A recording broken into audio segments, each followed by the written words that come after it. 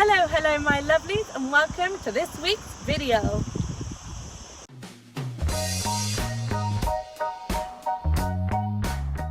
Hey Victoria, what are you driving today? Funny you should ask me that, Wayne. I have absolutely no idea. Hi Wayne. Hi. How are you? I'm alright, thank you. How are you? On this beautiful Monday morning. Although I'm a bit like a zombie because I've had like 3 hours sleep. And is that because you're partying like there's no tomorrow down here? Maybe. I mean, it is the place for that, right? Or is it the place to come on road trips? It's definitely that. I've done 2,500 miles at this point. In 2 weeks? In 2 weeks. Not bad. Yeah. So tell me, Wayne, because I know absolutely nothing about your car, apart from the fact that it's very difficult to get in and out of, and I'm glad that I'm wearing shorts instead of a dress. Yes. Yeah? Yeah, it's not glamorous getting out of this car. Oh no. Is that why you never wear dresses? Well, only weekends. Only weekends, you know? Only pink ones as well. Tell me, what are we driving today? Right. What are we in? So, it's a Lotus Exige. Okay. It is a 3.5 litre V6 supercharged. Right. Horsepower? 350 officially. Okay. Got a couple of little mods on it, but nothing major. Right. How long have you had it? So I bought this car December 2018. I've had like over 30 cars. Right. And normally my cars last about maybe, well, put it this way, before this I had a Boxster for 7 weeks. And I was just like, no, I shouldn't have bought this. Okay. It was too soft and I just didn't like it. So I'm not So you're massive, looking for something super radical? Yeah, basically. I wasn't a massive Porsche fan, but I just thought I'd try that route. Bought the car, instantly regretted it. I knew I should have bought something like this because I wanted something that's a little bit crazy at the weekend. And because of that, it was just a weekend car, right? It's Yeah, not that's your right. everyday So car. it's not my only car, but the funny thing is, I now use this more than any of the other cars because I'll go to the shopping, like the supermarket in it. I'll do all sorts of things that you would never normally do because I just enjoy the car. I just love the fact that you have friends with supercars. So the group that you've come down here with, Yeah. they're all in like Lamborghinis, McLarens, and you show up in this, you get more attention than anyone.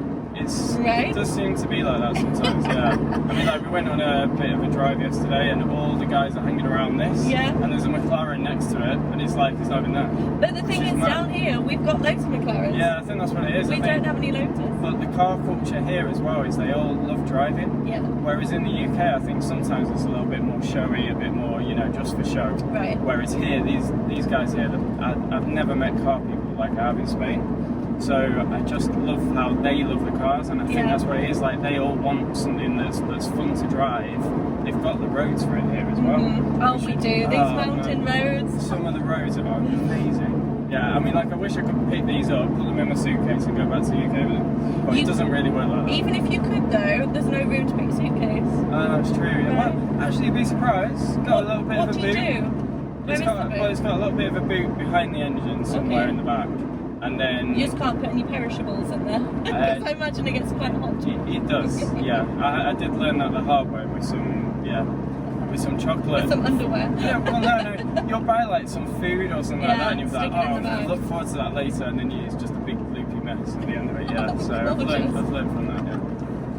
And how many road trips have you done? So you've had her, what, 2 years? Yeah, so I bought this car with 7,000 miles in the UK. Right. That was December 2018. It's now done nearly 25,000 miles. So you've literally not stopped I use in this it car? all the time, yeah. Because that's miles, that's high. Yeah. But that's the great thing, because like if I had like a McLaren or I had a Lamborghini or you a Ferrari, wouldn't want to be doing that. I'd be like, I'll just leave it in the garage and I won't do anything with it. Whereas this, because of what it is, I mean, it has a Toyota engine that's in Toyota Camrys that have done like 400,000 miles. Yeah. You know, so it's one of those things you feel like you can use the car and it's super reliable. It's like really, really reliable car. You can trust it. So I just don't see the point in not using it. Well, what I was surprised about when I got in the car also is that she's automatic. Yes. When I think of this concept of car, because it's so similar to like a car you'd just have for track days, for example, you know, like a kit car. Yeah. I always just imagined it in manual. Well, to be honest, it's a bit controversial in the whole Lotus world because a lot of the Lotus guys would never buy an automatic Exige. Right. So they might buy like the Evora, which is the GT sort of car at the top of the line or whatever. but they would never normally buy an Exige. But for me, it's totally different because I do so many miles. I always think if I get stuck in traffic, you know, and the thing is, like 99% of the time, I mean, you'll see me now, even now, using the paddles. Yeah.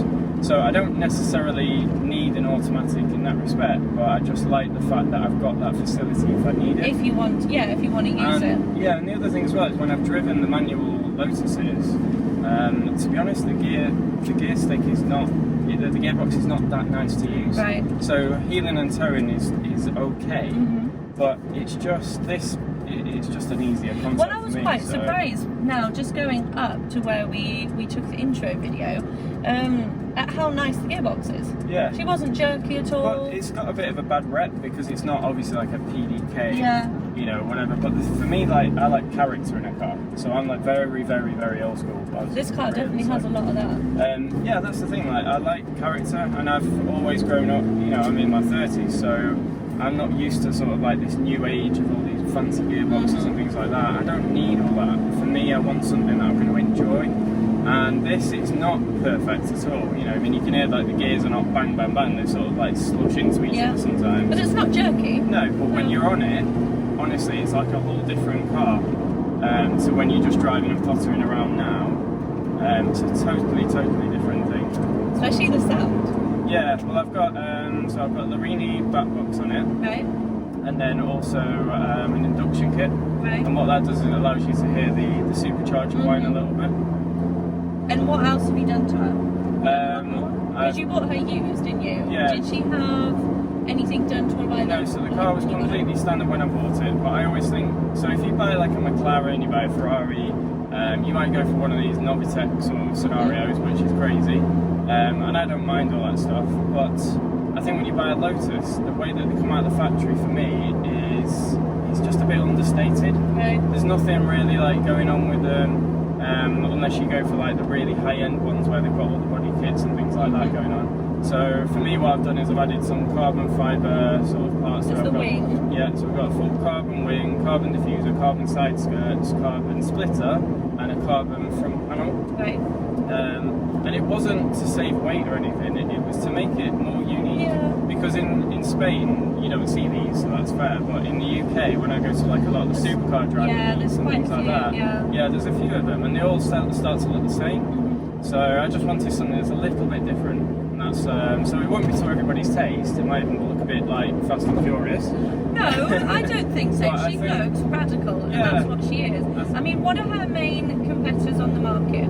If someone was looking at this car, what else would they be looking at? I think everybody that I've spoken to, including myself, when you go to look for one of these, you go looking at the Cayman GT4. Right.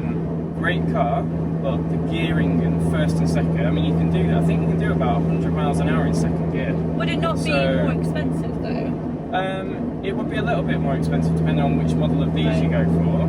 But at the same time, it's probably one of the closest competitors. Okay. And when you're on the road out with one of those, honestly, there's barely anything in it between the two. And the gearing on that car ruins the whole car for me. So the feel of the car's there, the sound of the car's there, but also it's a bit too luxurious for me. I was just about to say, that's why I would never... Too normal. Yeah, I never would have imagined that car as being a competitor. Yeah. I would have thought like Supra. I would have gone down that kind of route. No, I don't. Maybe like one of the old school ones with all the, you know, with the mods on it or whatever. But I think for the most part, it's quite a unique sort of car in its category. Because in terms of like price now, the used prices, you're going to get something like an Audi R8, an older one. Okay. The first one, the Artronic gearbox. Yeah, that sort of thing. And to me, like, it's not an exciting car. So I would never personally go for something like that.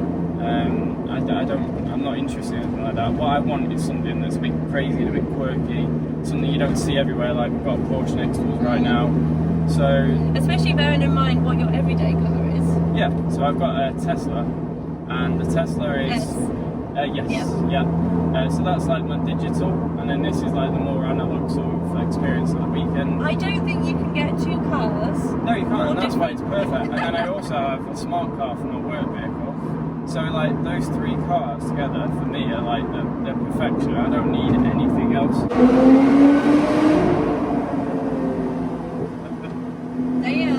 I mean, she moves forward, right? Yeah. There's definitely a push to her. God damn. It's not.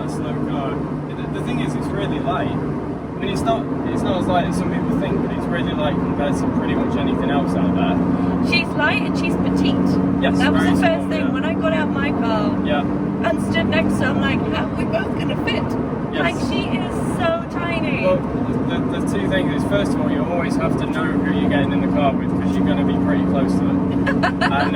Really? I hadn't noticed. Yeah. And then the second thing as well is, the first journey when I bought this car, I took one of my mates down with me, because we had to go in like another car to get him. It was like a 5-hour journey, and he's quite a tall guy, so he gets in the car and he stood on my foot while I was driving. It's like, that's what I mean, like, this car to me is so much fun, it's hilarious, like, stupid things happen. I've never ever driven a car where somebody stood on my foot. Well, because in most cars it's impossible. Yeah, exactly, but that's what the fun is with this, it's like, just stupid little crazy things. So I just, like the headlights on this, I promise you, it's like having a candle in fog. It's like, there's no light at all. You've got the DRLs in the daytime, and then when you switch the car in the night, those come on. And they're quite bright. You put the headlights on, that turns those off, and then it goes darker. Like, the headlights are actually not as powerful as the daytime running lights. That makes total sense later. So bad for stuff like that. So. And what do you think you'll buy next? So you've had it coming up 2 years. Yeah. What will you buy? What's next on the list to replace her? Or isn't there anything? It's a really tough one, because I think, honestly, like, for the value of this car now, I would have to spend probably 3 times the price to get something that would actually be at least as interesting for me. Yeah. I'm not saying, like, you know, when you're looking at the car, obviously the quality is not there quite compared to like a McLaren or. But I mean, Ferrari, you don't have any commodities, like we were saying before. You know, the carpet was an upgrade. Yeah, exactly. So but she's just raw and real. So I think it'd have to be something like a Stradale or something like that, where it is like a crazy version of something else. But then you wouldn't want to use that. You wouldn't want to use that car, right? Because they're collector's pieces, really. Now, you know, the Stradale. This is completely the problem. So have I just got wrong? No, that's fine. Yeah, this is completely the issue. Like, there's not really anything other than this car that appeals to me right now. So. And maintenance-wise, super amazing. If you're on a budget and you want something that's fast and, you know, keeps up with all these fast cars, it's this, because the servicing cost in the UK, I think it cost me like, well, it's a Toyota engine, isn't it? So it's like sort of £200-300 for a full service. Yeah. This is definitely a safe bet. I mean, if, like you said, if what you want is something fun, something that stands out from the crowd, that looks different, but is giving you really good performance too. Yeah. So you're driving this week from here back to the UK. Yes. How long will that take you? I think I did Santander down to here in under 10 hours. I won't say the actual time, because it was quite fast. I get you. But yeah, it's quite an easy drive, and this car is surprisingly comfortable. I was just about to say, I thought my back would be a lot more sore than it is. It's not like that at all, because you've got like this shaped seat, so it's really sort of comfy seat. Yeah. And then the suspension. Surprisingly, even though there's not a lot of padding on it, but she feels comfortable. But the suspension also doesn't have to be too stiff, because the chassis is quite stiff. Yeah. Well, we've got our first speed bump now, so. See? I did go quite slow. You did go very slow, but I get what you're saying. It is, honestly, it's really not that bad. Like, when you hit like a bumpy section, you're going quite fast. It's not too bad at all. Your teeth aren't falling out, and your fillings are safe. You know. That's good. That's good. Yeah, that's good. You can turn around there. Well, Wayne, all in all, the experience has been a very, very enjoyable one. I didn't know what I was going to expect today. I didn't even know how to open the door. I've seen a couple of these. Nobody does. I've seen a couple of these in the UK at track days when I've been with my dad, but never actually been close to one. Yeah. Super snazzy. I mean, inside, even though it is basic, you've got loads of carbon fibre. It all looks fun. It looks like a toy. Right, like a big boy's toy. Yeah. Well, value for money wise, I don't think there's anything comparable, like we've said, on the market. I don't think there is. I've driven a lot of cars. I don't think there is. And it suits you down to a T. Yeah. I think, right? Quirky, crazy, and of course fun. if you want to follow Wayne's journey, what's your Instagram? It is Life in the Fast I Wayne. think we have it here. Yeah. That's a good play of words there, my friend. Thank you very much for this. Have a safe drive back. Thank you. I hope to see you down here again sometime soon. Oh yeah, Join our definitely. I'll lovely be back boat. as soon as I can be. 100%. Alright guys, see you next week. Thank Bye. you.